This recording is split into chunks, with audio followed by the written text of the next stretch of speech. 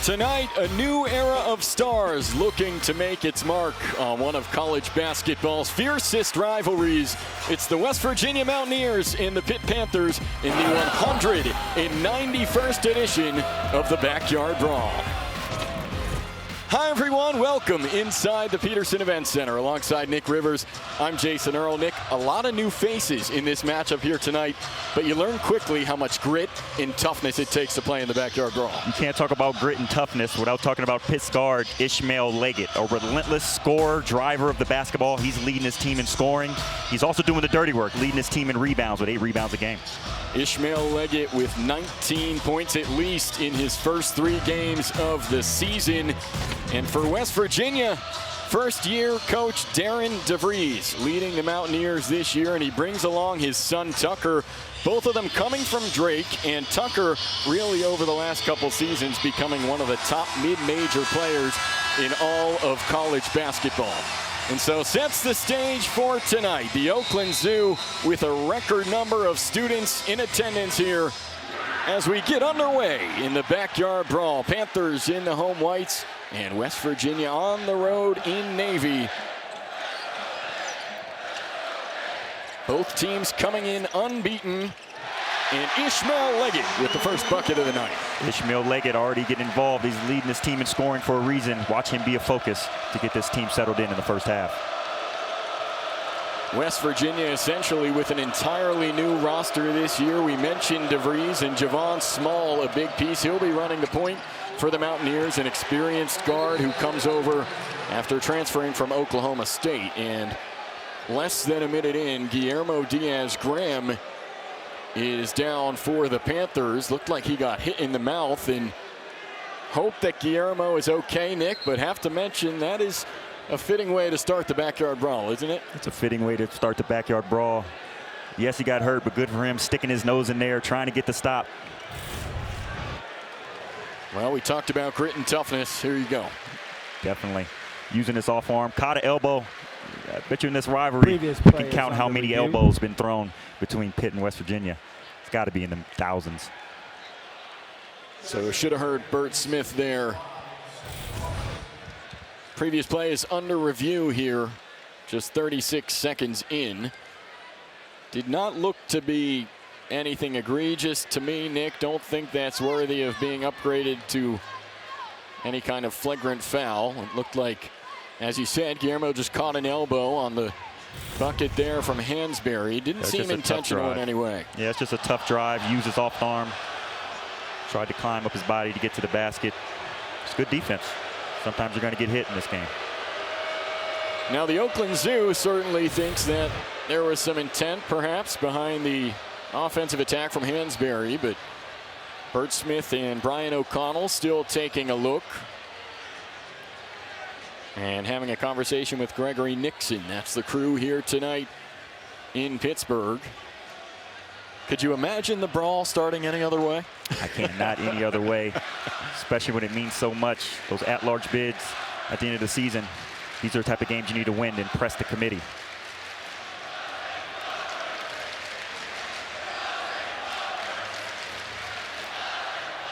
So officials having a long conversation about this one.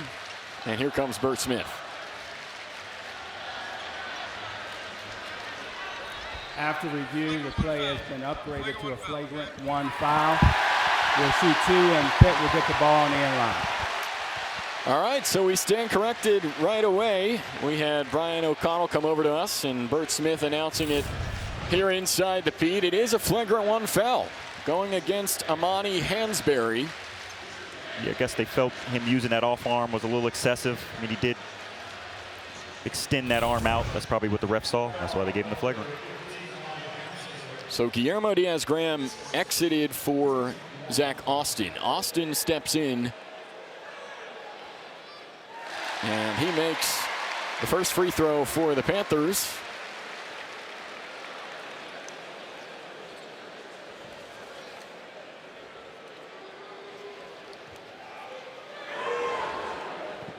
Austin 2 for 2 from the line, gives the Panthers the early lead and possession as well for Pitt.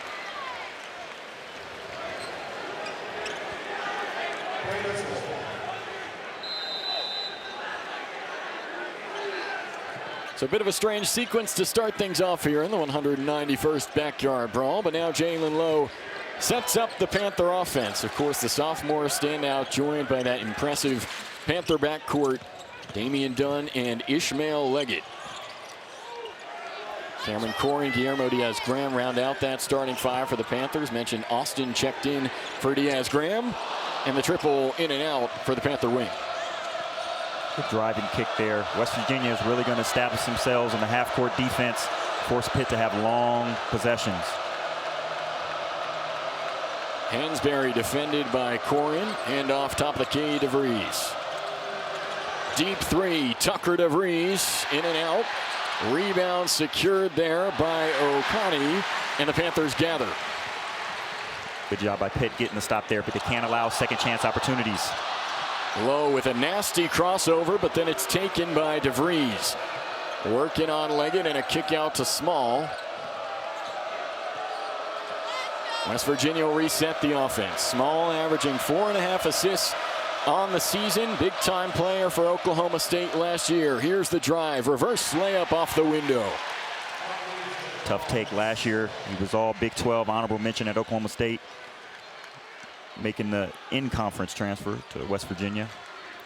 He's going to be key leader for this West Virginia Mountaineer team.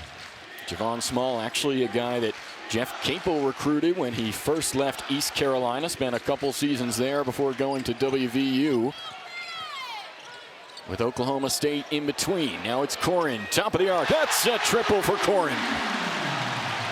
The one thing about Pitt, they got all 5 guys that can shoot three-pointers are on the court right now. And all their big men can shoot. Every guard can shoot. They're all three-point threats. Three-point try on the other end won't go for Sincere Harris. Leggett in transition. Cross court, Low. Ball fake and kick. Damian Dunn thought about the three, steps back, takes it. Not that time for Dunn. Tough shot from Dunn. You'd like to see move the ball around, get a better shot there, but just getting warm, just getting settled into this game, because he can score just as well as Lowe and Leggett can. Zach Austin, such a threat on the defensive side, got in the way of that shot from Small. Now Lowe setting up the offense once again, defended near midcourt by Harris. Uses a screen from Corin. Lowe, crafty take to the hole, count the basket. Great take. One question they had about Lowe, would he be able to take the physical defense from this Mountaineer team? He's proven it here. Slices right through the defense. Clear push. Finish at different angles with the right hand. I was going to say, he's a lefty, by the way. That's a tough shot.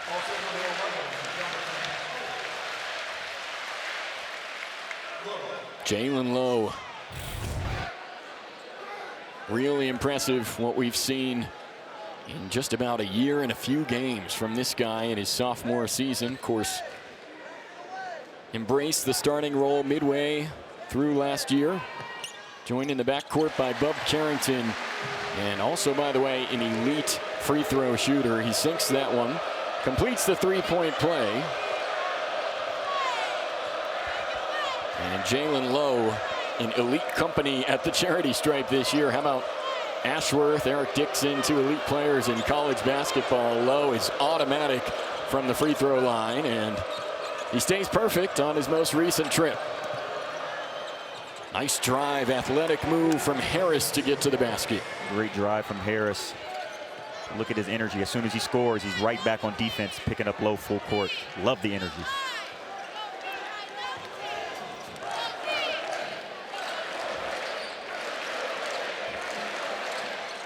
Lowe shuffled the feet, and travel is called by Gregory Nixon.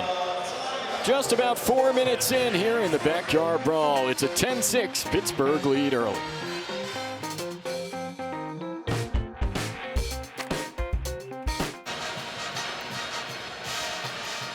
Well, of course, these two teams had some outstanding battles back in the Big East days, but since the renewal of the rivalry, it had been all West Virginia. That is until last year in Morgantown. Panthers, after 6 straight losses in this series, got the win. 29 points from Blake Hinson. And the Panthers finally end the drought against West Virginia. Blake Hinson, an electrifying shooter. There wasn't a spot on the court where he wasn't a threat. And there wasn't a shot he didn't like as well. 29 points for Hinson. Of course, Bub Carrington, a big factor in that game as well. 16 points, 9 assists for him, and 16 made three-pointers as a team for the Pitt Panthers, and got big contributions from their bench in that game as well. It was the first Pitt victory in the Backyard Brawl since 2012. Panthers, by the way, have not won in the Pete against West Virginia since 2011. Coming in hungry to defeat the Mountaineers on their home floor tonight, as Harris misfires on the three. And it's last off West Virginia. Harris off the mark again. First one's long. That one a little less long. Maybe he can dial it in on his next attempt.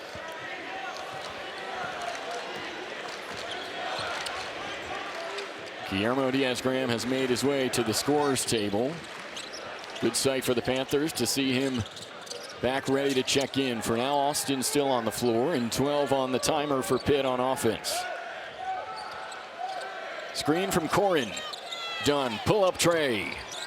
Not there. Tried it off the glass. Wouldn't fall. Panthers with a 4-point lead just about 5 minutes into the brawl. Small penetrates, kicks, Powell. In and out on the three. West Virginia coming up empty from the perimeter so far. Leggett, a lot of contact on his way to the basket. In and out of bounds on the baseline is called. So that's the Backyard Brawl spirit. Bloody mouth, check right back in a few minutes later, right, Nick? Just dust it off, put something in your nose, stop the bleeding, get back into the game.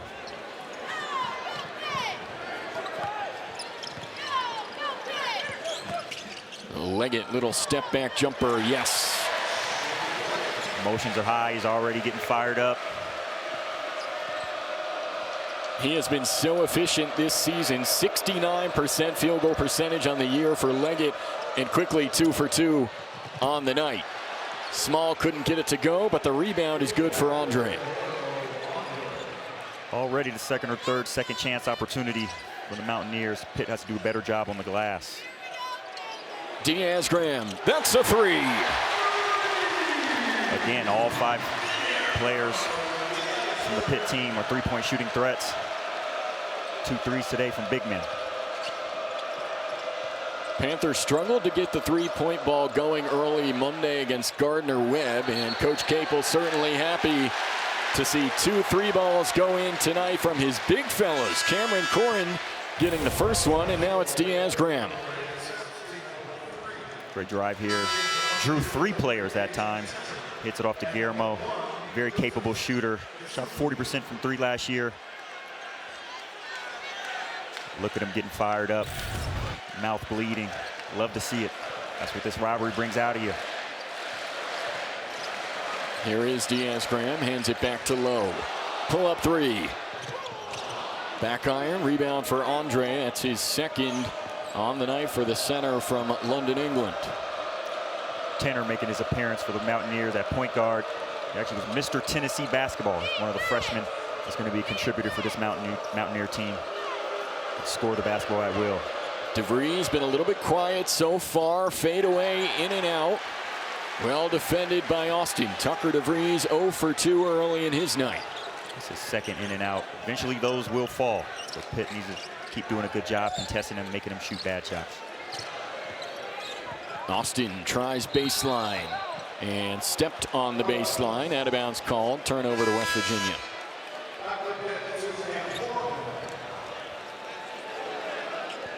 Cameron Corin will check back in for Damian Dunn. Of course, Corin, the transfer from Florida State, spent 2 seasons there. 9.4 points a game a year ago for Corin. Jeff Capel wants him to be a big-time minute guy for the Panthers this year. Wants to see him comfortable playing around 30 minutes a game. DeVries alley-oop attempt misfired, but a foul's called. You're seeing him get DeVries involved in the game more. There shouldn't be possession that goes by without him touching the ball. He does such great things offensively with his scoring and creating for his teammates. Foul's going to go on Jalen Lowe. First for him. And first for the Panthers as a team, already 7 minutes in, just the one foul called against Pitt.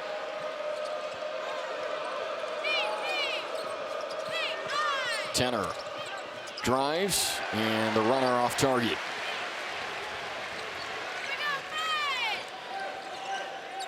Low off the screen from Corin. Has it swiped away, battle for it underneath, and Andre gathers and takes a timeout. And Nick, I looked over at Darren DeVries. He didn't seem completely pleased by the timeout call there 90 feet from the basket for Andre. We'll step aside. Panthers are up by 7.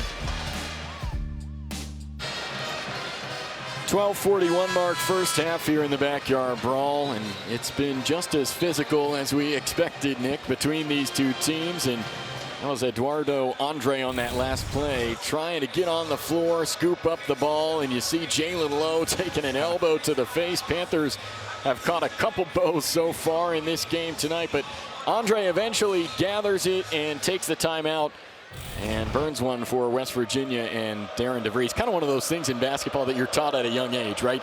Get on the floor, get the loose ball, and take a timeout. But you only get 4 in the college game these days. They're quite valuable. Yes, you only get 4, especially when they secure the steal. They've had a chance to get back in transition on offense, so I can see Tucker being upset with the timeout.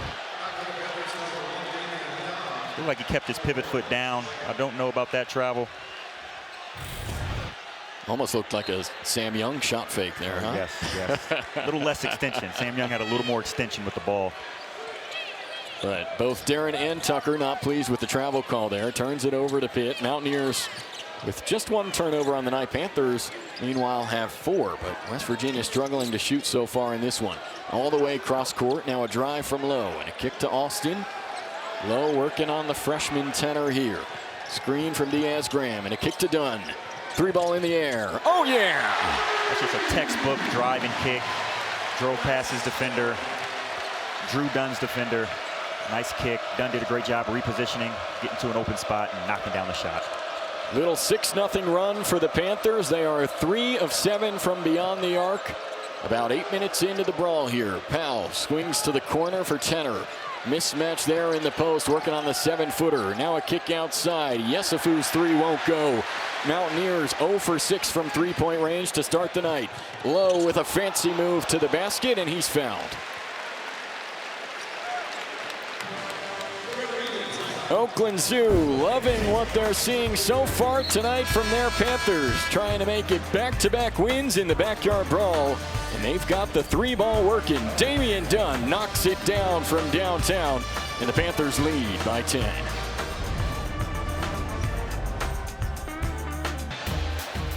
Well, Darren DeVries said that he hoped Tucker would commit to Drake out of high school, but he left it open, said, you know, he can go where he wants, but ultimately did choose to play for his father at Drake, and really neat to see what the two of them were able to accomplish there. Rumor has it they agree on everything, even the officiating, Nick. Is arguing with officials genetic? I don't know, because they have the exact same mannerisms. Left and right ear, the official there.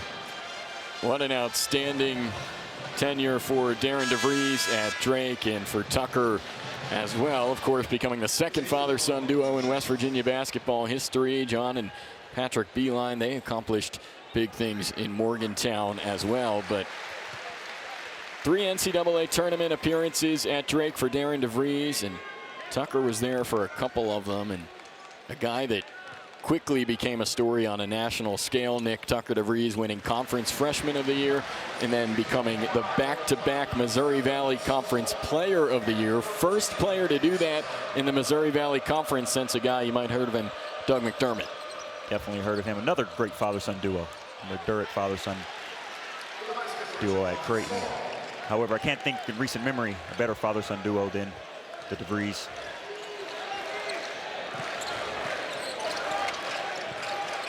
So Panthers up by 10. Pass inside. Guillermo Diaz-Graham had it tipped away. Here's KJ Tenor. The floater over the outstretched arm of Corin and in. Tenor's a great scorer. I mentioned earlier, he was Mr. Tennessee basketball coming out of high school. He actually scored 1,000 points in his first 42 games of high school. So the guy can score anytime he has the ball in his hands. He's a threat. There's a handoff to Lowe on the drive, working on Hansberry. A kick to Austin. Trifecta, Zach Austin. Contested shot. Seeing a little consistency. Back-to-back games. Austin's hit a three. That was a momentum changer. Reminder, the Panthers made 16 threes as a team last year in Morgantown. They are 4 of 8 from beyond the arc so far tonight. Corin can't get it to go. There's the tip in for 2. Pitt doing a great job in transition, pushing the ball, out hustling a West Virginia team who's known for their hustle. Damian Dunn, outstanding defender, and he's working on small here. Now a drive. O'Connell kicks out. Powell's open at the top of the arc, but West Virginia just cannot buy a 3 so far in this one. And all their missed shots is turning into offense and mismatches for Pitt. Diaz-Graham trapped in the corner, pushed out of bounds, foul called against the Mountaineers, team 5th of the half against West Virginia. Jalen Lowe, yet another driving kick, contested three-pointer, locked in. He was ready to shoot, didn't bring the ball down. Corn here with the hustle play, missed the layup, get the rebound, put it back. I think he was just padding his stats there, Jason. Well, makes sense, right? You get a rebound, you get 2 points. He wants a double-double. Corin already with 1 double-double to his name early in his career with the Panthers. Came a week ago against Murray State. Panthers offensively have made 5 of their last 7 from the floor. Low sizing up DeVries, and it's blocked by the Drake transfer, and Dunn with a prayer. Corin tried to tip it in, and it's out of bounds. Last off West Virginia. Not the offensive set the Panthers wanted there with the shot clock expiring, but they get a fresh 20. Unfortunate possession for West Virginia. They did a great job getting 2 blocks, forcing a late shot clock heave, only to have the Panthers get the ball back. Now it's Lowe stuck in the corner. He emerges. Kick to Leggett. Screen from Diaz-Graham. A spin move from Ish. Oh, what a take! Ishmael Leggett. Tough basket, using his patented spin move, finishing on a bigger defender. That's what he does, that toughness and grittiness, driving and scoring at will. Panthers getting offense from everywhere so far tonight and forcing havoc on the other side. West Virginia throws it right out of bounds. The Panthers have a 15-point lead in the Oakland Zoo with as much energy as you'll see in this building.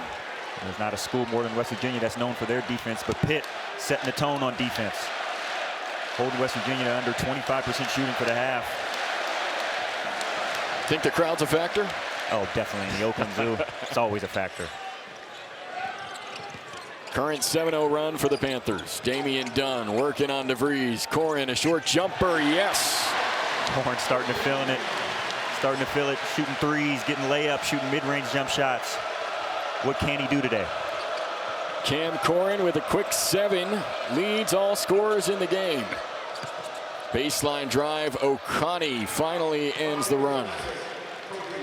A good drive there, that's what West Virginia needs to do. Let's get easy buckets, get to the basket, drive, kick. Too many of their shots have been contested in tough shots. Dunn backing down small. Brandon Cummings into the game for the first time. Corner 3. Guillermo Diaz-Graham with a triple. I'm not sure how you leave a wide open shooter, especially how well Pitt's been shooting. They got to make sure they're getting out on all their shooters, not over-helping on drives.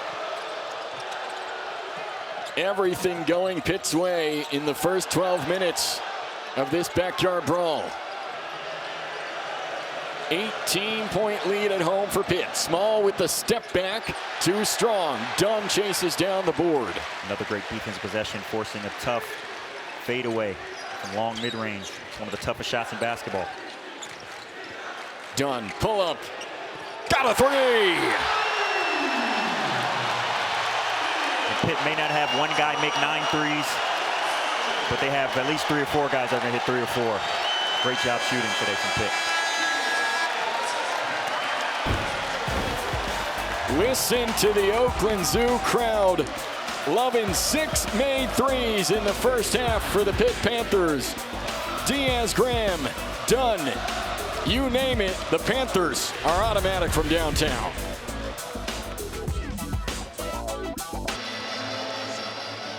Well, a 21-point lead in the first half for Pitt. Nick, sometimes it's tricky to decipher a box score, but not tonight. The story's plain and simple. Pitt is making their threes. West Virginia is not. Pitt is making the threes. West Virginia is not. But Pitt is having stifling defense. They're forcing tough shots. I think it's just as good as they've been on the offensive end. They've been on the defensive end tonight. And it's a West Virginia team that's 2-0 to start the season. Wins over Robert Morris and UMass, but they certainly have not seen a defense like the Panthers have provided here tonight. And of course, that's what makes this rivalry so special and so perfectly timed. You get a high-quality college basketball rivalry between two power conference teams in just the second week of the season. You gotta love it. And now West Virginia's DeVries on the baseline. Couldn't get it to go. Tucker DeVries, over 13 minutes into the game, is still scoreless for the Mountaineers. And that's a guy who is averaging 17.5 points per game on the year through 2 games. No, he was circled on the scouting report of Pitt. They're doing a great job understanding the assignment, making him take tough shots. Corin picked up his dribble, looking for an option, finds one in Cummings. Baseline drive, swatted away. Well defended by Andre.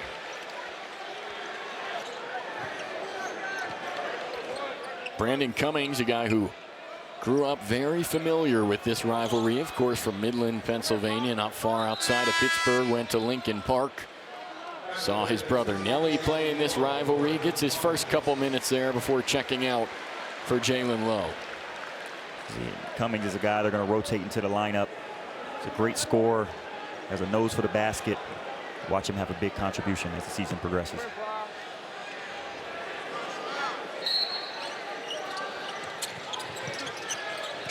And quick shot clock here off the inbound. Done with a heave, too strong, and it is a shot clock violation. Did not hit the rim.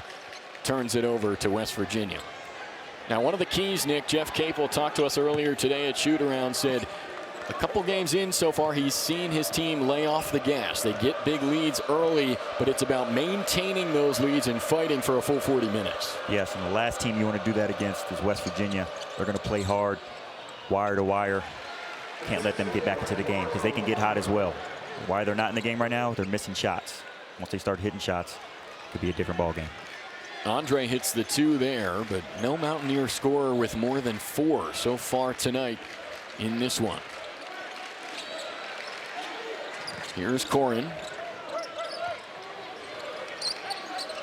Now it's Leggett. Tries baseline. Shifts in midair and couldn't get it to go, but off the fingertips of Andre. Will stay on this end. Another mishandling of a rebound. They're doing a good job getting stops in some possessions, but they're not securing the ball. They really got to, moving forward, they got to make sure they secure the ball. Guillermo Diaz-Graham will check back in. Enters for Zach Austin. West Virginia has used 9 total players so far, just 7 for the Panthers. Now DeVries trying to take it from Diaz-Graham, but DeVries called for the foul. That's going to be his first. It's a frustration foul there. Things aren't going his way on offense. Trying to make something happen, make a play happen desperately. Gets caught with his hand in the cookie jar. You know, obviously there have been 190 backyard brawls to be exact before tonight. I'm not sure if many guys, if any, have taken more hits through 15 minutes than Guillermo Diaz-Graham. A lot of physicality directed his way. Definitely. That goes to show. He's in on the action, sticking his nose in, taking these shots and still playing hard, having a contribution to Pitt. Jalen Lowe, really the only guy on Pitt's team that has come up empty from three-point range. He's 0 for 4 early from the perimeter tonight. O'Connie working on Diaz-Graham. Spins, kicks to the outside. Harris spinning on Lowe. Tight pressure from the Panthers and a foul on the drive will send O'Connie to the line for the Mountaineers. Harris there, his first three-point attempts weren't good. Decided to shot fake and drive it instead of shooting the open one, but created a nice lane for his teammate. So sends Toby O'Connie to the line, career 62% free throw shooter. Transferred in this year from University of Illinois, Chicago. And, well, Nick, the Oakland Zoo is not going to let him forget about that one. He will not. Guarantee every time he touches the ball, they're going to be yelling air ball. That's going to be his name until he converts another shot. This building is just a tough place to play. And O'Connie goes 0 for 2 with 2 air balls from the free throw line. Back-to-back air balls. Got to believe the Oakland Zoo played a factor in that. You really could not draw up a better start if you're Jeff Capel in the Panthers so far in this game. And another foul called against West Virginia. Diaz, Graham, and Andre starting to chirp a little bit. By the way, Nick, Guillermo Diaz-Graham, we were told, got 2 stitches in his mouth after that early hit less than a minute into the game. Came back out, and now he's playing significant minutes for the Panthers. Is that not the epitome of the backyard brawl? That's the epitome of the backyard brawl. And I think his early years, some people might have questioned his strength, questioned his toughness, but to come back out after an elbow like that from Hansberry, wow. Showing his grit there, showing his maturity, showing he wants to be out there. Has really turned into a critical piece on this Pitt team. Of course, most fans remember his breakout in the 2023 NCAA tournament. Pitt at the time had an injury to Federico. Federico required Guillermo Diaz-Graham to play significant minutes, and he emerged as a key player on this Panther front court. As we pause here, we're told referees taking a look at who is supposed to be shooting these free throws for the Panthers, and looks like they figured it out quickly. And we will resume. See Brian O'Connell motioning number 1 towards the Pitt bench, so expect that it will be Damian Dunn stepping to the line for the Panthers.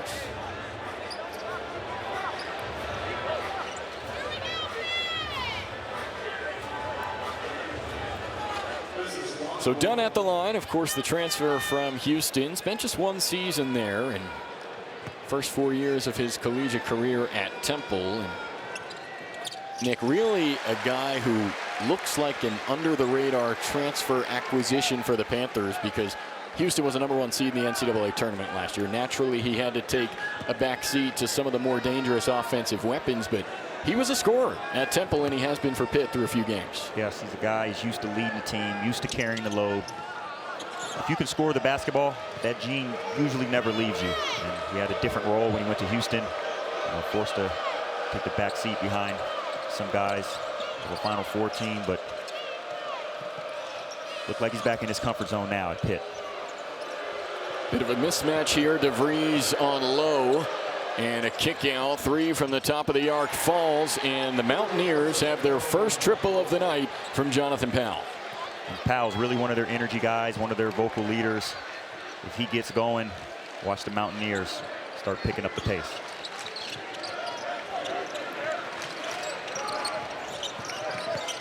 Here's Lowe, kick out. Shot fake from Diaz-Graham, slides his way to the basket and called a travel. I think he's been on the ground and bumped more than any player I've seen. Still out there. Guillermo Diaz-Graham, the 7-foot junior from Canary Islands, Spain.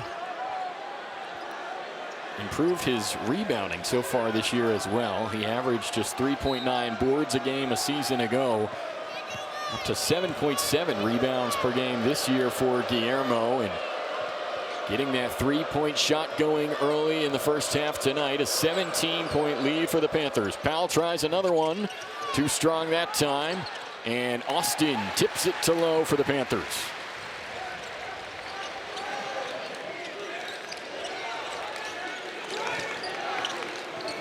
It's a big defensive possession here for West Virginia. Got to find a way to stop the bleeding, cut this lead before half.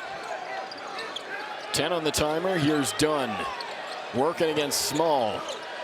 Spinning, hanging, and hitting. Damian Dunn. Tough shot. He's always playing off two. He's always under control. When he gets into the paint, he's very dangerous. Putting a lot of pressure on that defender. A lot of shot fakes, jab fakes. He's going to get his shot off. 9 points for Dunn to lead all scorers, and the rebound for Diaz Graham.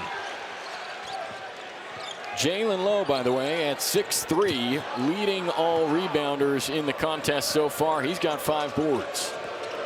DeVries, a drive. Turns, fires, and Tucker DeVries, with 2:45 to go in the first half, is finally on the score sheet. He is their guy, the heart and soul of their offense. Once he gets going, anything's possible for this team. They really got to do a good job of getting him the ball, making sure he stays hot. DeVries, the 2-time Missouri Valley Conference Player of the Year. And a timeout called by West Virginia. So they use their second. They trail by 16.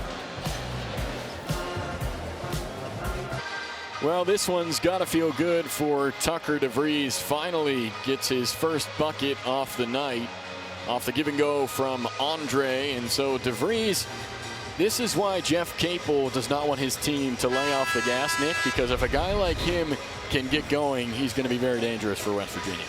Yes, he's used to being the focal point of every defense he goes against. Great three-point shooting season so far. Started off slow tonight. A couple of his shots have gone in and out. They haven't been really bad shots. They're shots he usually makes. He has to do a great job of sticking to the scouting report, forcing him to shoot tough fadeaway jump shots. And only 4 attempts from the floor on the night for DeVries, and it's a testament to the way the Panthers have defended him all night. It's not necessarily that he's missing a ton of looks, Nick. He's just not getting open ones. Yes, he's not getting open ones. They're doing a great job making him handle the ball and put him in a point where he's not comfortable. So 38-22 Pittsburgh lead. Couple minutes remaining in the first half. Austin, big time block in the corner. Now, does every block of his have to look so athletic? They are all like that, aren't they? They are all like that. One of the best athletes you'll see in college basketball, Zach Austin. Great shot blocker. Back-to-back games, 4 blocks in a row.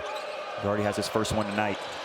DeVries open for another 3, but that time rims out.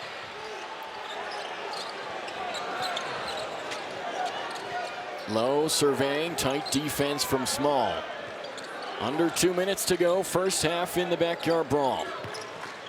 Corin, Dunn. 10 on the timer for Pitt. Strong drive from Dunn, and Corin tries to get the rebound, and it's out of bounds, last off the Panther forward. Good take there. A lot of physicality on defense. I think a lot of that contact he was initiating, that's why the refs didn't call it. It's a little frustrated there. West Virginia starting to figure some things out on the defensive side. Panthers just 1 of their last 7 from the floor here in the late stages of the first half. That's what West Virginia does. They force you to take tough shots and have offensive lulls, but they're not responding on offense. That's why they're not in the game. DeVries, tough shot, won't go. Now Pitt the other way. Jalen Lowe, sophomore from the Houston area.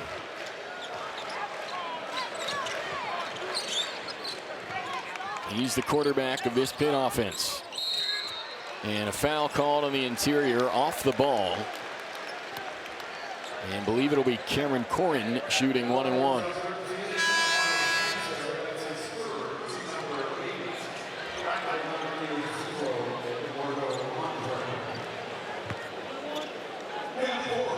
And so now Hansberry going to step off because he picked up 3 first half fouls for the Mountaineers. Yeah, that's a tough player to lose if you're Darren DeVries. Of course, not sure how long they will be without Hansberry, but he's averaging 12.5 points a game through the first couple this year for the Mountaineers. Hansberry's their junkyard guy. Not only does he have an impact on offense, he has an impact rebounding defensively. Corin 2 for 2 from the line. As we enter the final minute of the first half, Small slicing through the Panther defense and is fouled on his way. Just 3 Pitt fouls called in this first half. West Virginia not even close to the bonus here. They won't get it in the first half. Jeff Capel hoping his team can continue the momentum into period number 2. And a foul called on the inbounds. Or is it a violation? On the line. Yeah, yep. Violation there. And that's just one you can't afford. Under a minute left. Every possession matters. Can't have unforced turnovers like that.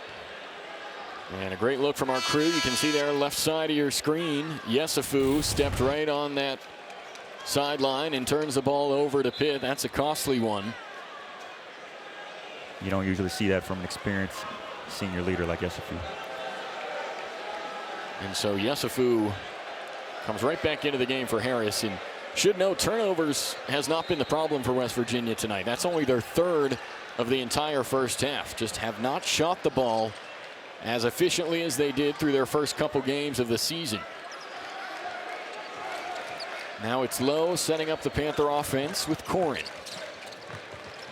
Leggett off the handoff. Pull up jumper. Oh, yeah. He's just feeling it today, getting to his spots. The basket seems like the ocean right now.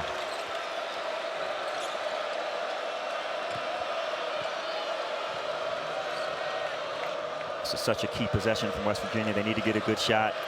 They need to get a basket, start chipping away at this lead. Being down 20 going into the second half is...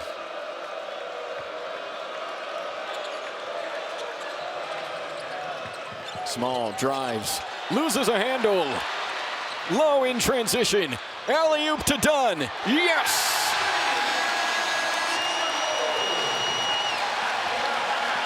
What a defensive play. Pitt showing that they can play defense, showing that they can get stops, showing that they're ready for the backyard brawl. Oakland Zoo's going crazy. West Virginia has an uphill battle coming in the second half, down 22. And those old Pitt basketball teams would pride themselves on toughness on the defensive side of the ball. An exclamation point on a fantastic first half for the Pittsburgh Panthers. Damian Dunn leading all scorers with 11 points, and the Panthers are up 22 at the break. February 7th, 2008, Pitt versus West Virginia, the backyard brawl. I remember it kind of like it was yesterday. We like to say it's good versus evil. Of course, Pitt, we're the good guys. Those games bring out the best in both teams, and it goes through all sports, football and basketball. You know, with football, taking care of business and doing what they did, knocking West Virginia out of contention for the national championship that year. A huge win that is going to send 60,000 plus home, not believing what they just saw. And then to come back to the Pete and take care of business was huge for us. Keith has the ball at the top, he drives left, and then Wellington Smith from West Virginia helps off, and then boom, Ron stepped up and knocked it down. Free ball in the air, yeah! And the Panthers win! Panthers win!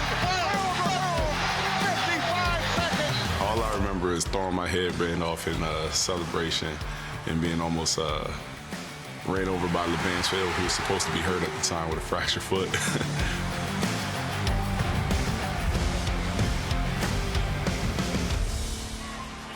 Well, Ramon in the corner, an image that I don't think West Virginia or Pitt fans will ever forget. As we welcome you back inside the Peterson Event Center, Nick Rivers, Jason Earl. Nick, you were in this rivalry yourself, and you had some interesting trips down to Morgantown.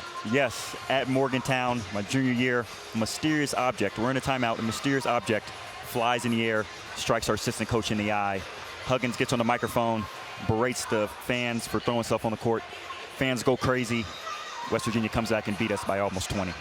and we may never know what the object really was, but that's besides the point for now. Let's go back and take a look at some of the classic games in the Backyard Brawl. We're going to start in 2005 here at the Pete, one of the toughest places to play in all of college basketball, certainly in this era. But Kevin Pittsnoggle came to the Peterson Event Center, had 22 points in a game that West Virginia trailed by 14 with about 12 minutes remaining. But Pittsnoggle comes alive in the second half, and the Mountaineers get the victory. Then, of course, a few years later, is there a more iconic play in the history of Pitt basketball? There really is not. This was my freshman year. This was the moment you realize you chose the right school. Big East moment, not just the iconic moment in Pitt history, iconic moment in Big East history. Really put Big East on the map. Ramon with the clutch three in the corner, and then a couple years later we get treated to another classic, 2010, a game that tipped off at 9 Eastern and carried after midnight because of triple overtime. And how about the amount of legends in this game, Nick Rivers? So many legends. The best part of this game was we were down 7 with 45 seconds left to go. All the crowd had emptied, everybody was back to their cars. I bet you when they got back in their car and saw that, whoa, this game went to overtime, they were pretty surprised. That Panther team very resilient in the comeback win over a top 5 West Virginia team that year. And so far tonight, it's been all Pittsburgh. 44-22 at the break. More to come at the half here on ACC Network.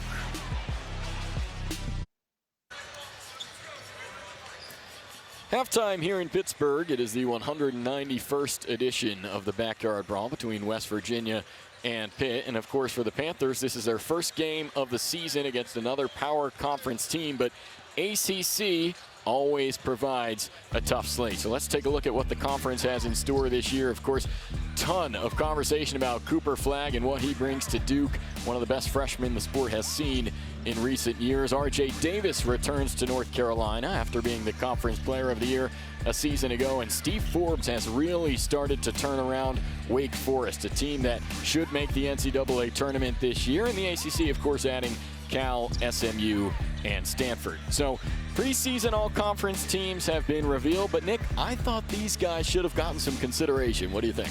Wow, Jalen Lowe being left off, but that's what they are. They're preseason rankings. He'll have an opportunity to play with a chip on his shoulder and prove it every single game that he belonged in the all-ACC team. Boopie Miller coming to SMU from Wake Forest. Braden Shrewsbury playing for his father Micah at Notre Dame. And Con Kniffel, perhaps the Robin to Cooper Flagg's Batman over at Duke. And hey, if you want to catch the Blue Devils, they're in action tomorrow. Cooper Flagg and Con Kniffel taking on Wofford at Cameron Indoor Stadium. Coverage begins at noon Eastern as Duke looks to bounce back from a tough loss earlier this week in the Champions Classic. More to come here from Pittsburgh at halftime.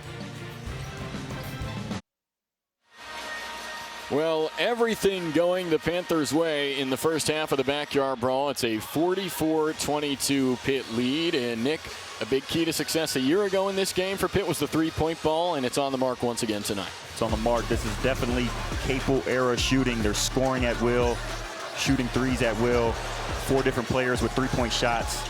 Big men shooting threes, guards shooting threes. Looks like Capel era offensive three-point shooting, but Big East era defense from Pitt. Panthers 6 of 15 from beyond the arc. Damian Dunn has 2 of those, but they've also done a fantastic job on the defensive side, really locking up Tucker DeVries, the star for the Mountaineers. They're doing a great job on Tucker DeVries, getting him out of rhythm. The primary defender is doing a great job, getting him uncomfortable, not letting him get to his spots, doubling him when they have to, making him shoot tough fadeaway shots. They have to continue that in the second half.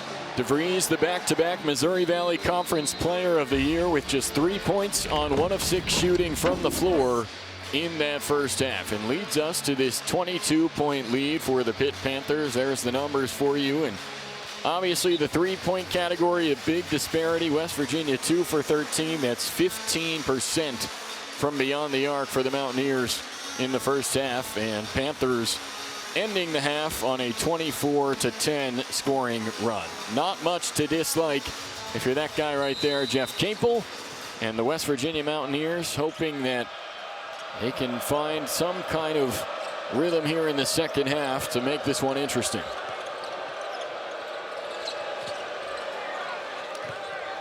First play out of the break. It's O'Connor with a kick out to Harris. Off back iron. And the Panthers will head the other way. West Virginia struggles from three-point range, continue in their first possession of the half. Another open shot miss. Those really got to start falling if they want to start cutting into this 22-point lead.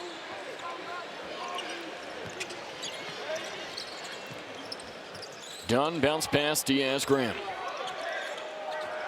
Lowe uses a screen, kicks, Dunn, three in the air. Hits it again. Wow, Dunn is hot tonight. Another great driving kick.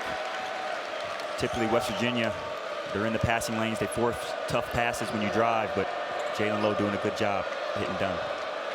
Damian Dunn has reached double-figure scoring in each of his first 4 games as a Pitt Panther after averaging just 6.4 points last season at Houston. And a travel in the lane on Hansberry. 2 defensive possessions for Pitt, 2 stops. Again, a great kick, mishandled the pass, tough pass, he got it. Eyes locked in on the target. Great shooting from Dunn tonight. Pitt Panthers seeking their first win at home over West Virginia since 2011. And if things continue, they are well on their way. Leggett working on Small. Good defense by the Mountaineers. O'Connor came over to help, and now he's got possession. Too strong on the short runner, and Diaz-Graham flips it behind the back to Lowe to keep it inbounds. Crafty flip, securing that rebound. Big possession there by Pitt, getting that stop. Lowe, baseline drive. Fouled on his way up. That's the second on Toby O'Connor. A savvy move from the big guy, huh? Eyes in the back of his head. Nice little move there. Wow. Guillermo Diaz-Graham has been really, really good tonight for the Panthers. Playing his role, doing an excellent job. Has only taken 2 shots from the field, but he's hit them both of them from three-point range. He's got 4 rebounds. Big time hustle play there. He's been all over the court. Of course, he's got the stitches in his mouth since the very first minute of the game. Yeah, I think that elbow to the mouth really set the tone for him. Dunn hangs and too strong on the short J. Foul on Diaz-Graham.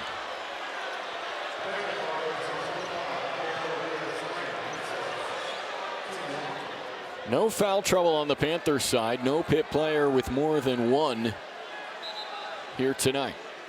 You know that was a point of emphasis for Capel. The past 3 games Pitt has played, they struggled with foul trouble. Tonight they're doing a great job. It's an aggressive West Virginia offense, playing defense without fouling. A 3 for Hansberry, too strong. Mountaineers are 2 for 15 from beyond the arc tonight. Low, crossover. And he'll reset. DeVries on him. Drive, fade away jumper. Not there for Lowe. Jalen Lowe wanted that bucket. That's a prime time matchup there.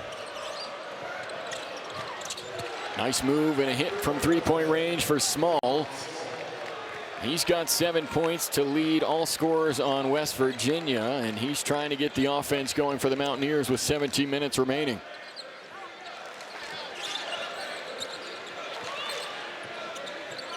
Now it's Dunn, backing down Harris in the paint. 10 to shoot for Pitt. Leggett on DeVries, drive, pull up. Not there. Guillermo, the board, puts it back up and in for the big fella. Guillermo is feeling it tonight. The physicality. Capel's got to love to see it. Getting the offensive rebound in the putback there. Small gets to his spot and off target on the 3. Offensive rebound goes to Powell. West Virginia will set up again. Small, the experienced guard.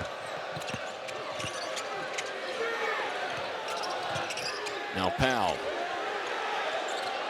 4 to shoot. Small hoist. Not there. Another board for Diaz-Graham, his 6th of the night.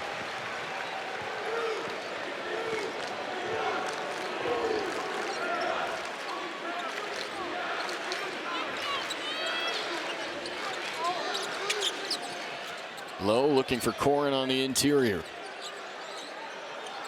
Corin turns, faces the bucket, and draws contact as Amani Hansberry picks up his 4th personal foul of the night. And Nick Rivers tonight, the Panthers getting an offensive spark from Guillermo Diaz-Graham. Guillermo Diaz doing a great job, having an all-around game. It's getting chippy. Another elbow to the chest. This time he finishes it. Guillermo Diaz. Guillermo Diaz-Graham having a very efficient night for the Pitt Panthers. He's got 8 points, and Nick, maybe it was this play 36 seconds into the game that lit a fire inside of him, because he has been very good for Pitt tonight. If there was any questions about his strength and toughness, it's answered tonight. Guillermo Diaz doing a great job scoring inside and out, doing a great job rebounding, defending, sticking his nose in every play, and making plays for the Pitt Panthers. Guillermo Diaz-Graham embracing the spirit of the backyard brawl with the toughness that he has displayed here tonight. Perfect from the field, 3 for 3, 6 rebounds to go along with it. And he's done everything the Panthers have needed from him tonight as Leggett converts. And the Panthers increase the lead to 26 points. Little stare down there from Leggett, pulling over a big guard to finish. Panthers with 4 guys with at least 8 points on the night. Leggett is one of them with 10. He's 5 of 8 from the field. DeVries backing down. Austin in a takeaway. Another takeaway. Another good job. Help defense. Diaz-Graham. What a board and a putback for the Spaniard. Guillermo Diaz came to play tonight. He is just everywhere for the Panthers. A nice drive there from the freshman Tenor. Mountaineers looking for a spark from anyone. Another offensive rebound, another bucket. Padding his stats. Nick, I'll tell you what, the commentators love it when you hype a guy up and then he makes a big-time play. Exactly. Speaking of the devil, right? That's right. 10 for Diaz-Graham, 3 Panthers in double figures, and a 26-point Pitt lead. KJ Tenor at the line looking to complete the 3-point play. This is a freshman guard who was committed to Darren DeVries at Drake, and when Coach DeVries announced he was going to Morgantown, Tenor followed along with him and has been very efficient in his first couple games in a Mountaineer uniform, averaging 7 points a game coming into tonight. Expect him to be a big piece of what West Virginia does this season as Austin draws the foul there, and it goes against Tenor.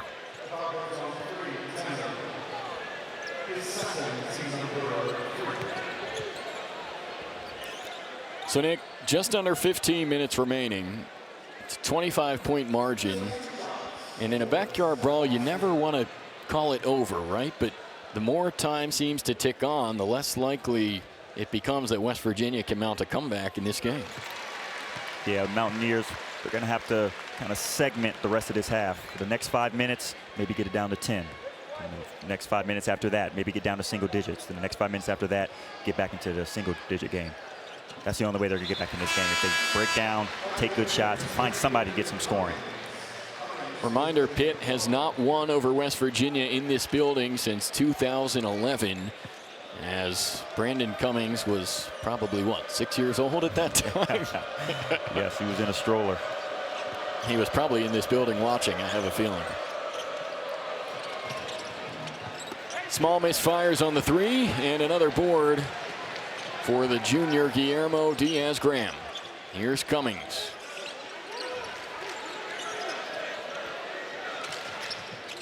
Diaz-Graham, step back triple. Not there, rebound to Okani. Small, shakes off Dunn. Offensive foul, Damian Dunn, right spot, takes the charge. Another hustle play. Those are plays that win basketball games. Yes, they're up comfortably, but they're not stopped their defensive effort. Damian Dunn sliding his feet, using his feet, not his hands, beating him to the spot, outside the circle. Kids at home, that is textbook defense. That's how you take a charge on ball.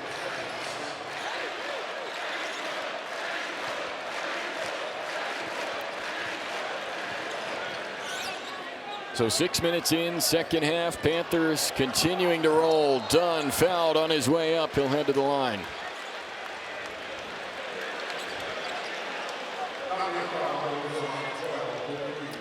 And Nick, I got to say, 14:07 remaining in the game. I don't think either of us expected the scoreline that we've seen. I did not expect it, but that's just a testament to how well Pitt's playing on both sides of the ball. On offense, they can't miss.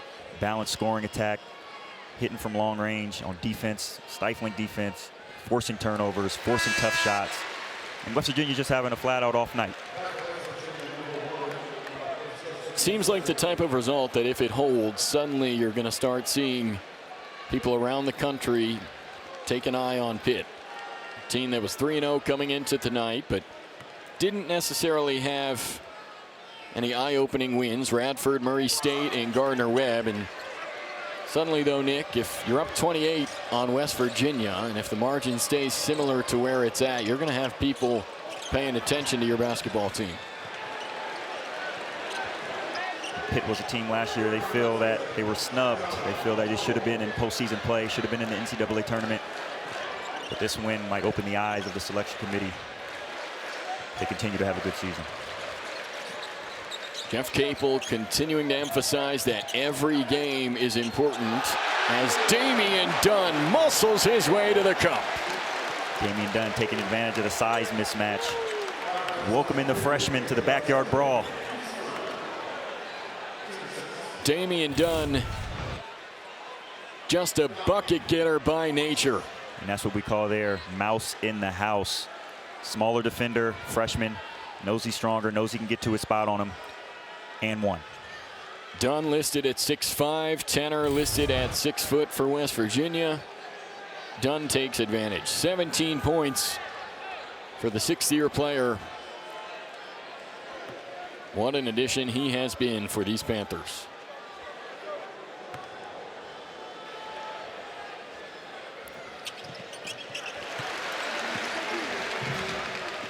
Dunn completes the three-point play, makes it a 28-point Pitt lead.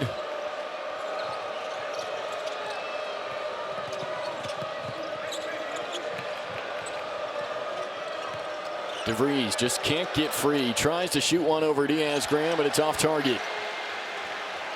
Tucker DeVries, the Mountaineer star, is 1 for 7 on the night from the field. Struggling with the length of Pitt. It's different when you're playing against a team like Pitt. 2 7-footers. Dunn starting to heat up. 21 points for Damian Dunn. A little freshman on freshman action there. Love to see it. 2 freshman stars who are going to be big contributors for their team.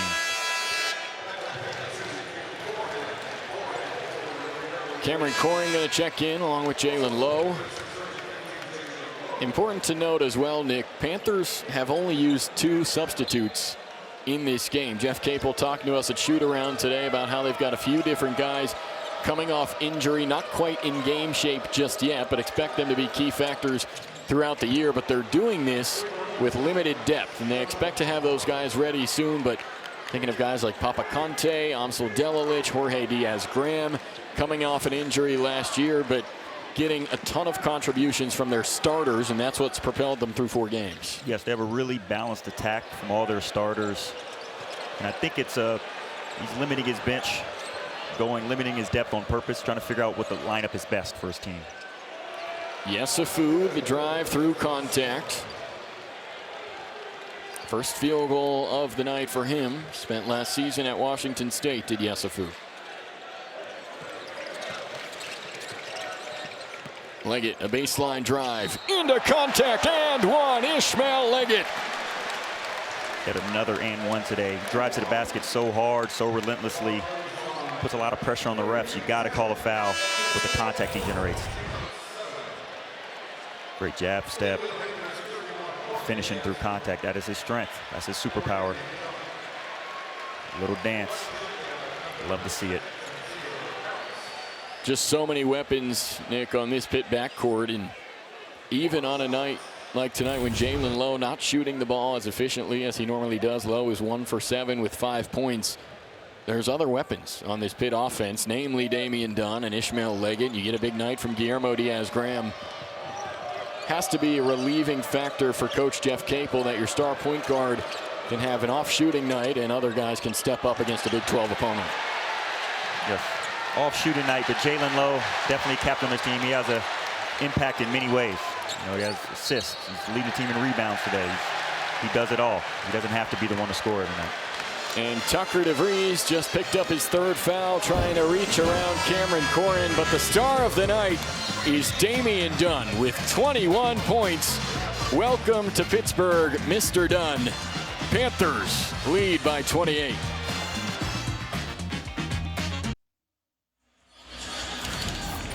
Well, Damian Dunn's season high last year at Houston was 18. He's now topped that total twice this year through 4 games at Pitt. Damian Dunn, he's a flat-out scorer. He can get to the basket. He's showing he can shoot the outside shot. He can shoot the mid-range shot. He was a big scorer at Temple. You know, saw his role diminish when he went to Houston. Now his role, he's back on the forefront at Pitt. I don't know. I think he likes scoring in the state of Pennsylvania. I don't know what it is. Maybe it's the state. Well, everybody likes to score, right?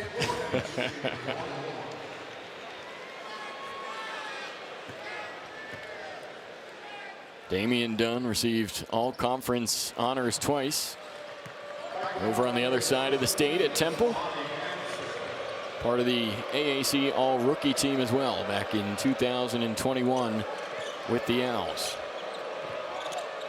Really strong two-way player, Damian Dunn, helping the Panthers to a big lead here in his first backyard brawl. But Jonathan Powell starting to come alive for the Mountaineers, and they've needed it. He's got 4 3-pointers and leads the team with 12 points.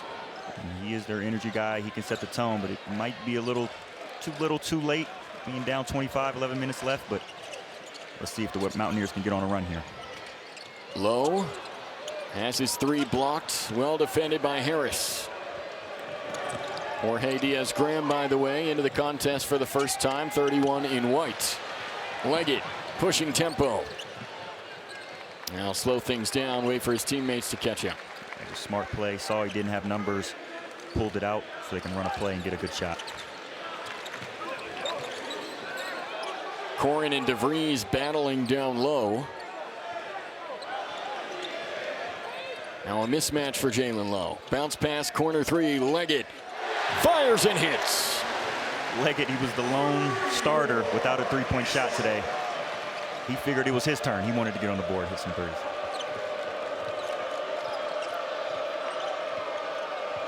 Leggett up to 15. And just how efficient has he been this season? Leggett coming into tonight, 69% from the floor, and he is 7 of 10 from the field tonight for those 15 points. West Virginia, meanwhile, trying to get something going with Jonathan Powell. He hit his 4th 3 of the night, but once again, the Panthers answer as they have all night. Yeah, Powell's been the only bright spot for the Mountaineers offense, but the relentless offense of Pitt tonight has been tough for the Mountaineers.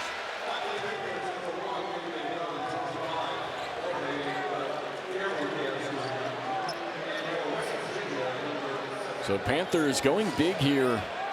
10 minutes remaining. They've got Guillermo Diaz-Graham at 7 foot. Jorge Diaz-Graham at 6'11", and Cameron Corrin at 6'10", all on the floor. Nick, correct me if I'm wrong, I don't think we've seen this lineup from Jeff Capel's side this season. We have not seen, and you're not seeing double. Those are a set of 7-foot twins. And a foul called against West Virginia as Gregory Nixon trying to calm things down, but I believe that's going to be 5 on Amani Hansberry, if it was indeed on the West Virginia forward. And yes, indeed it is. Number 5 on Hansberry. And he's going to be out of the game. Guy who had 16 points on Friday against UMass and was expected to be a key factor for West Virginia on the interior tonight, but he finishes with just 2 points, 1 of 2 from the field as he checks out. Pitt just did a great job attacking the basket, forcing him to make fouls, putting pressure on him. 5 fouls, 10 minutes left in the game. As the Oakland Zoo says, sit down. Is this environment just about what it used to be 10, 12 years ago when you were here? Right now it sounds like it. Oakland Zoo is always a factor in these games. You saw them today lined up outside hours before the game. They were the first ones in the gym. DeVries misses a layup, and you won't see that often from him. That's just a story of his night. Can't buy a bucket from anywhere. Rare to see that from DeVries. Jorge rims out from the corner. I don't know. I think somebody needs to give Jorge an elbow for him to get some threes tonight. Well, Twins love to do everything together, of course, but I think he might pass on that opportunity. Jorge Diaz-Graham, 6'11" junior, along with his twin brother, Guillermo. Guillermo works his way into the starting lineup this year for the Panthers. Jorge trying to get back into regular game shape after missing 17 games last year due to an ankle injury. And Jeff Capel mentioning that despite the fact that they're twins and obviously very similar in height, Guillermo has always been more of the front court player. Jorge, a little bit better shooter, plays more on the wing in this Panther offense. So slightly different approaches offensively from the two of them. And well, once Jorge works his way back, Nick, if you can get both those guys healthy and in game shape, going to be big factors down the stretch. Definitely been big factors, but in the meantime, Guillermo's doing a great job in his transition to the power forward position. Initially struggling a bit defensively against the power forward position, but doing a great job tonight. Could be a breakout game for him.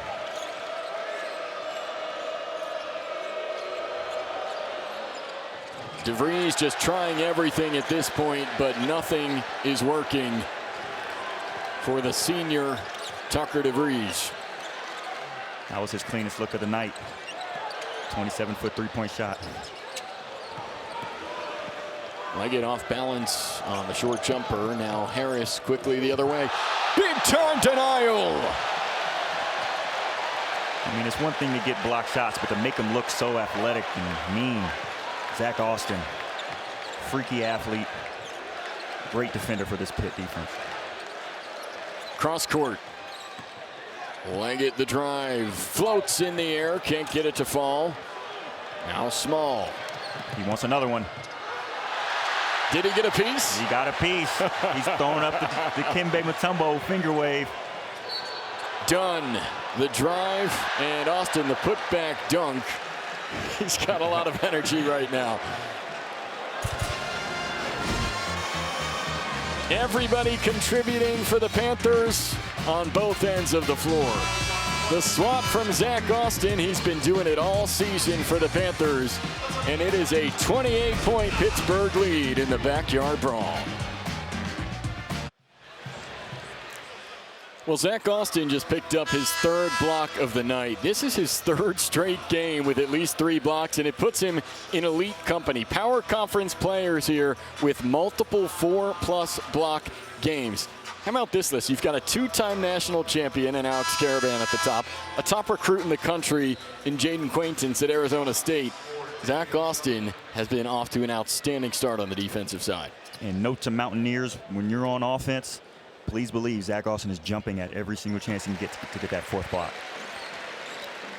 Austin said earlier this week that Jeff Capel and the staff have just encouraged him to trust his instincts more on the defensive side. When he thinks he has an opportunity to make a defensive play, to go ahead and take that chance. And he has done that with now 12 blocks in his last 3 games. Just ridiculous defensive numbers from Austin as the Panthers make some substitutions. Amsel Delilich is in for the first time tonight. Brandon Cummings checks back, joined by Lowe, Austin, and Guillermo Diaz-Graham. Foul called against Cummings, and you could hear Jeff Capel on the Panther bench saying, "Biba, hands up." Trying to get the freshman some experience here late in this one. And by the way, Biba is his nickname. Jeff Capel telling us earlier this week that that is a combination of his 2 parents' names. So Brandon Biba Cummings in his freshman year with Pitt, playing in his first backyard brawl here tonight. This is his first backyard brawl. You know his brother Nelly Probably consulted him before the game, told him how big this game is, to play his game, and be ready. So far, he's rising to the occasion. Of course, Nelly played in the backyard brawl here 2 years ago, and that one was an 81-56 West Virginia win. And Nick, it's kind of crazy to think about because that, of course, is the same Pitt team that went on to make the NCAA tournament, won 2 games in the Big Dance, but got off to a rocky start. They had pieces trying to gel and lost big here in the Pete 2 years ago against West Virginia in this game. And here we are 2 years later. The script has been flipped. Yeah, and this is just a classic. Every single year, this is Pitt's first major test. West Virginia always puts a good product out there. Pitt early in the season always looking for a tough non-conference win to add to their resume. Chants of "Let's go Mountaineers" roaring throughout the Pete 2 years ago have turned to "Go home Mountaineers" from the students in the Oakland Zoo, as Pittsburgh has all but clinched this 191st backyard brawl. It'll move them to a 4-0 record on the season. And well, Nick, I guess the only thing that's gone wrong tonight for Pitt is that Jalen Lowe just missed his first free throw of the year. I never thought I'd see it happen. So far this season, I've never seen him miss a free throw. He got off to a 19-for-19 start before missing that one. Still an elite free throw shooter, of course, Jalen Lowe, Panther sophomore. He's going to drive, take a step back from the short corner. It's pure. Great move, great shot there. Nice in rhythm jump shot. And hasn't had the best offensive game, but he impacts the game in so many ways. Controls the tempo, creates for others, can get rebounds. He's the main leader for this Pitt team. And of course, we say not the game he wanted to have, but Lowe still got 8 points, 8 rebounds, 5 assists, and you said it. He's impacting the game in a variety of ways, and well-deserved rest for Jalen Lowe.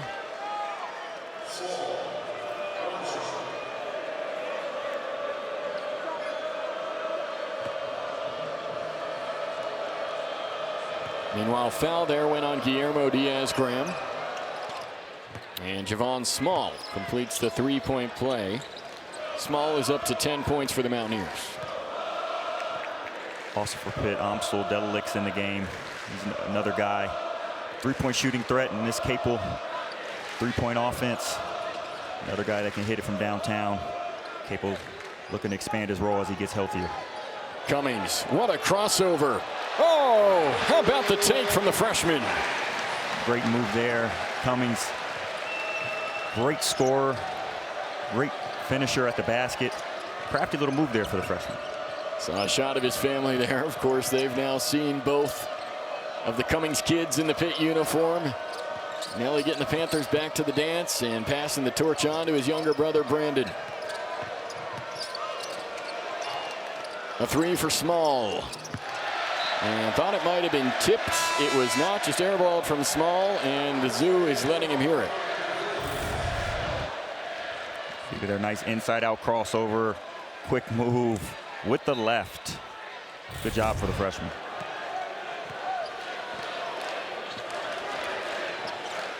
Brandon Cummings getting point guard duties with Jalen Lowe off the floor. And has it poked away for a moment by Small before Cummings gets it back. Pull up three. Not there. Quickly the other way with Harris.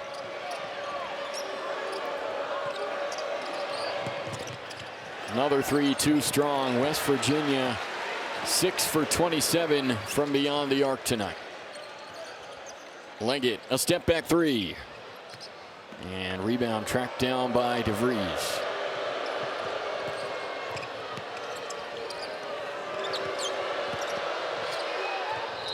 And that time DeVries draws the foul. It'll go against Cummings.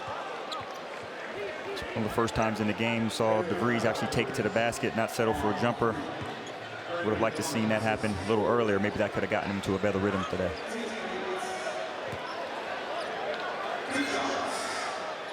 So for Darren DeVries and West Virginia, obviously going to be some growing pains, but this is a team, Nick, that you and I were very impressed by today at shoot-around, watching their first couple games, and they play in such a competitive league in the Big 12. It's games like this where team starts to come together. Of course, you've got guys from all over the country now coming to Morgantown, trying to build some chemistry and get something going, and got some time before Big 12 play, but there's definitely talent and something to work with on this team for sure. There's definitely a good blueprint for this team to work with. You know, sometimes it's hard. You've got different players coming from different schools, different levels of experience. It might take a season for a team to gel. But they have some games in December. They should be fine come Big 12 play.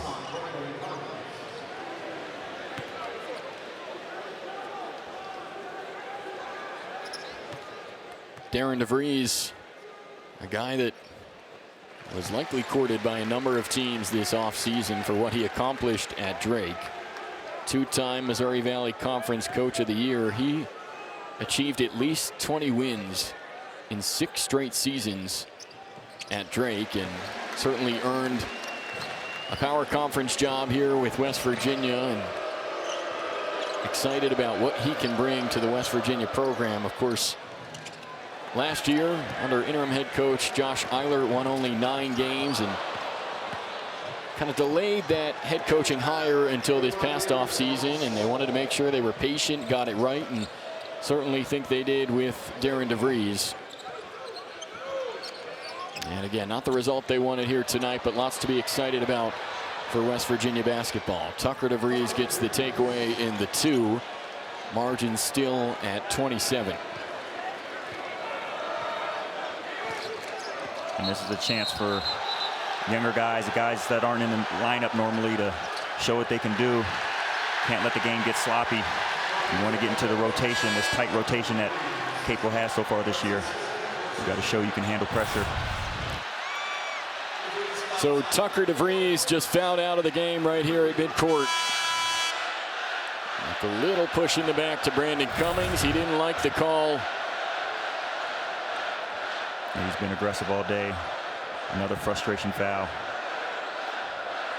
Not the game he drawed up for his first his big backyard brawl, but he'll go back to the drawing board and have a great season. He's an outstanding basketball player. He's going to have better nights. And should note too, Nick, as well as we talk about West Virginia and their outlook the rest of the year, they're waiting to get Jaden Stone back from injury. They are actually the only team in the country that has 2 guys on their roster that averaged 20 points a game or more last season. Stone is coming in as a transfer from Detroit Mercy, trying to get healthy, but he was one of the top scorers in all the country a season ago. And so the Mountaineers, eager to get Stone back, believe that he and DeVries can form quite a 1-2 punch on that West Virginia offense throughout the year.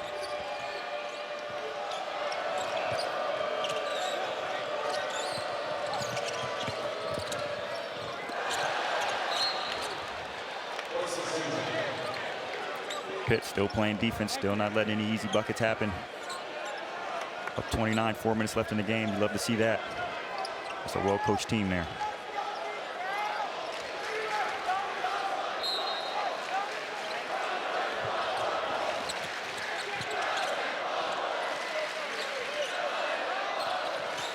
Tanner, guarded by Dunn, spins into the lane.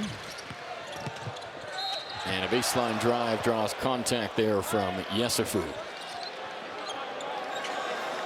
Well, the Panthers on their way to back-to-back wins in the backyard brawl.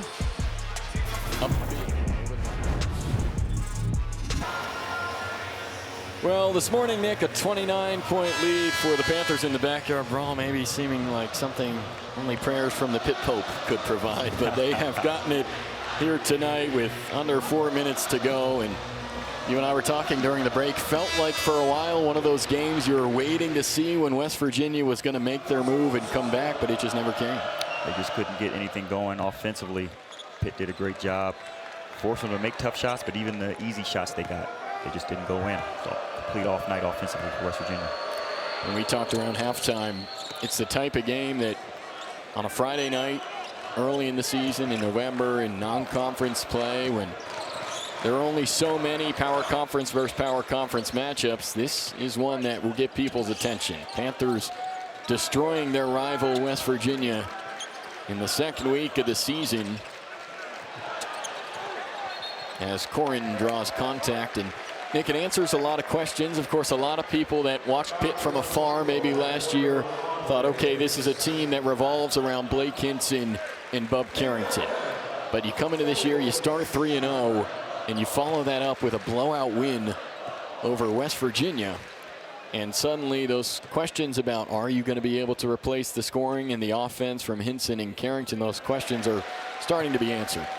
Yes, it shows that Capel did a great job reloading, resetting this year.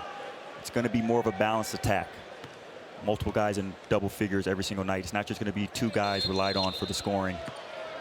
You can count on at least 4 to 5 guys from this Pitt team every single night to have breakout games. Now it's a good win for the Panthers and a timely win. They've got a tough stretch coming up. Of course, one of the first 4 teams out of last year's NCAA tournament and non-conference strength of schedule, the factor that drew a lot of attention from the committee, from national media, and this year on their way to a win over a Big 12 opponent. And they've got LSU coming up. That's a week from today. A road game against Ohio State, road game against Mississippi State, and then that early season ACC matchup is soon to come as well. December 7th, they will go to Blacksburg to take on Virginia Tech. So the point is, Nick, not too many easy ones left on the schedule for Pitt this year, and so when you can get big wins like this, it can really start to provide some momentum for your season. Yes, and last year, the experts said strength of schedule is what kept Pitt out of the tournament. This year, so far, every single test that's in front of them, they've proven that they could be an NCAA tournament team at the end of the season. Of course, before some of those games against high major opponents, they'll take on VMI. That's on Monday.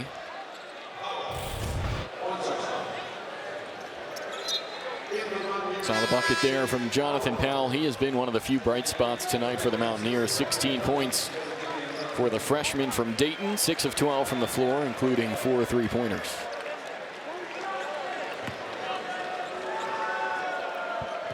You gotta believe when Jaden Stone gets back into this lineup, he's going to provide a lot of offense for them, relieve some pressure for DeVries and Small. They can't wait till he gets back into this lineup. I was going to mention for Pitt, Jeff Capel, since the start of the 2022 season, has won 68% of his games. And talked about how he was blown out by the Mountaineers early in his Pitt tenure. He's told us how difficult those first few years were here at Pitt. But that 22-23 team able to turn things around and has the Peterson Event Center feeling just like it used to back in those Big East days when we got this rivalry twice a year. And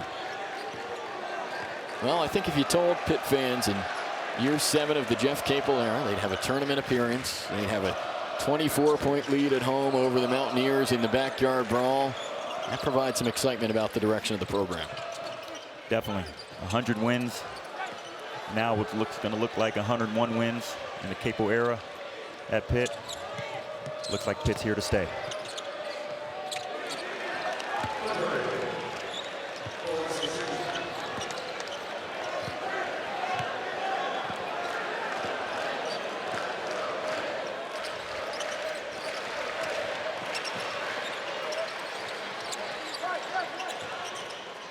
Exciting new cast of characters on this Pitt team.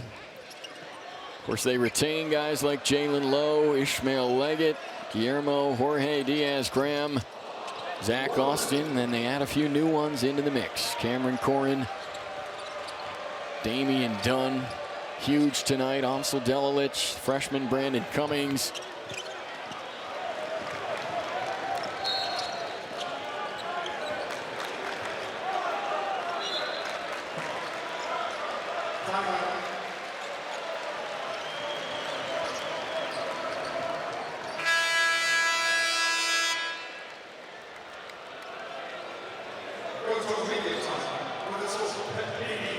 So we're going to step aside. Looks like Jeff Capel just wanted the subs to go in. About 43 seconds to go in the brawl.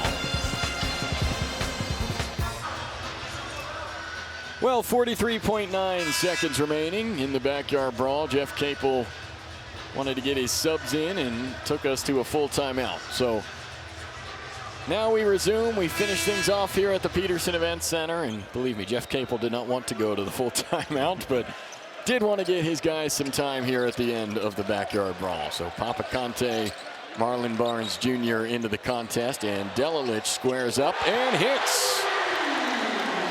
He definitely can shoot it. That might be a preview to what we could witness this year.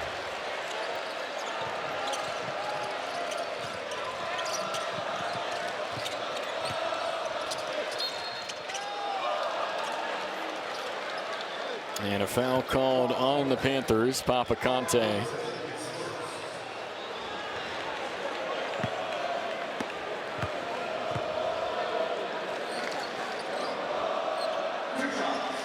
And for the fourth time this season, Nick, by the way, Panthers scoring at least 80 points. The offense has been near flawless through 4 games. That's been a characteristic of a Capel coach team. High scoring, an open flowing offense, always taking good shots. There's 3 different guards that can get to the basket, score at every level. Big men that can shoot it, stretch it offensively, and get to the basket. It's a great offensive team Capel has right now. Well, Amsel Delilich is going to dribble it out. Brandon Cummings thanking the Oakland Zoo for their ovation and their support here tonight as the Panthers with a statement win by 24 points in the backyard brawl. It is their largest victory over West Virginia in 21 years, in their first win over the Mountaineers in the Pete since 2011. Nick, this Pitt team certainly looks like they'll contend in the ACC this season. And they passed the first test. Backyard brawl is always an exciting game. Rose to the occasion at home. They got a tough stretch ahead, but they're looking like they're up for the challenge. Back-to-back wins in the backyard brawl for the Pitt Panthers. I want to thank Nick Rivers and our outstanding ACC Network crew, led by producer Sarah Johnson and our director, Tristan Russell. Jason Earl saying so long from the Peterson Event Center. Pittsburgh, 86-62 winners over West Virginia in the 191st Backyard Brawl.